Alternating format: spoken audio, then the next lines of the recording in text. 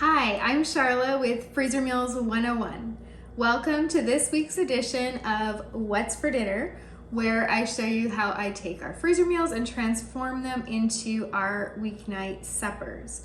There's one exception this week where we did not eat a freezer meal, which rarely happens, but I will explain why in a second. So this week, one of the new recipes that we tried from those 136 freezer meals we recently made was Jamerrill's cheesy cauliflower soup. Now, if you're not familiar with her, Jamerrill is a mom of many like me. She's got even more kids than I do though. And she also has a YouTube channel that is called Large Family Table, where she shows you how she feeds her family in somewhat similar way to ours. She does do a lot of freezer meals, but she does other things as well. And so this is a recipe I got from her. I have known her for years and years and years, so it's kind of cool that now we are both here on YouTube and we can be showing you guys how to feed your family, whether it is big or small. This is our first time trying this recipe and it was really good. It is, I don't know if it's keto, but it's definitely low carb. So my husband liked that because he's on again, off again on his keto diet.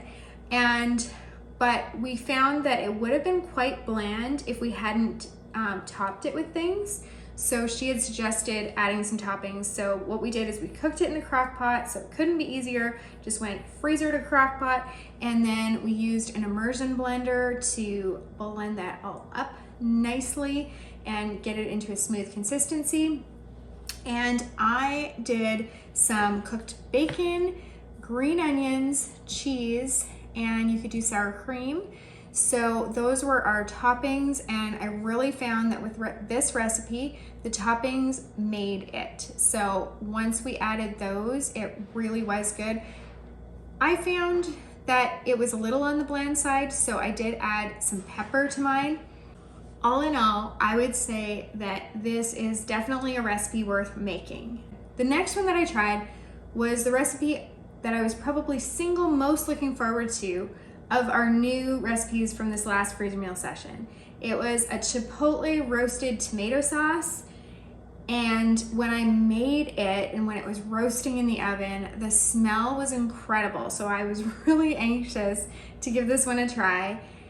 It doesn't taste quite as good as it smells, but it was a really nice pasta sauce. All I needed to do was cook up some pasta, and I actually put the sauce in the pot while it was still frozen.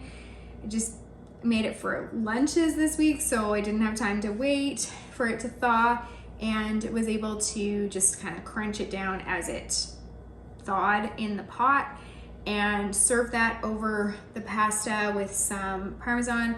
I did find that wasn't quite spicy enough for my liking, so I did end up adding some red pepper flakes later, but for most people, I do think it would be flavorful enough. Did have like a nice smoky flavor, and I think I would definitely make it again. Now, the reason that we didn't have freezer meals every night this week is that it was one of our daughter's birthdays. And in our house, when you have a birthday, you get the I Am Special plate that night. It's red. We've had them forever, and you get to choose whatever you want for your birthday supper. So sometimes that is something that I make, sometimes it's something that I pick up from somewhere. Usually I make it, but this time she requested Japanese food and specifically sushi. I don't know how to make sushi, so I picked up some sushi, and I also just cooked up some frozen spring rolls. Again, I did not make them. I just bought them frozen, cooked them. Also cooked up some wontons that I did not make. The only thing that I did make was I blistered some shishito peppers.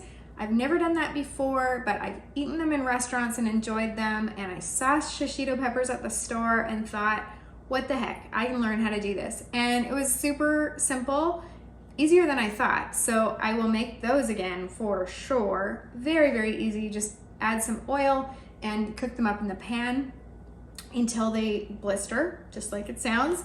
And then you eat them. You can have sauce. We did like a sriracha mayo on ours, but whatever. We also had some yakisoba noodles because those are her favorite, and those were mixed with some veggies. So we did get all our food groups in that day, and we had ice cream cake for dessert, and I didn't make that either. So it was kind of nice, even though I didn't exactly have the night off from cooking because I was putting things in and out of the oven and whatever. But it was really nice to celebrate her and have food that she loved. So that was our Japanese birthday supper. Another night this week, we had company, which seems like it's pretty rare, but I guess it's starting to be a little bit more often.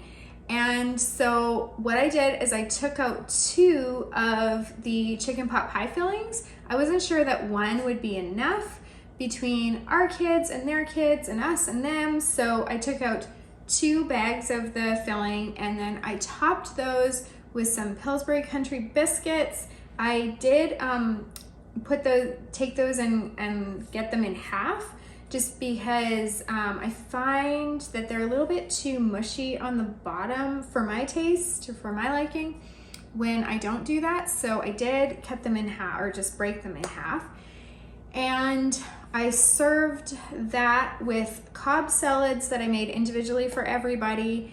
And then one of my daughters made Saskatoon crisp for dessert, and we served that with ice cream. We don't often have dessert, but when we have company, then we do. And this week, with the ice cream cake the one night and the Saskatoon crisp with ice cream another, we had dessert galore. And the last meal that we made this week was a sheet pan balsamic beef and Brussels sprouts. This again was a new recipe from those 136 freezer meals. Now, it was a hit and a miss.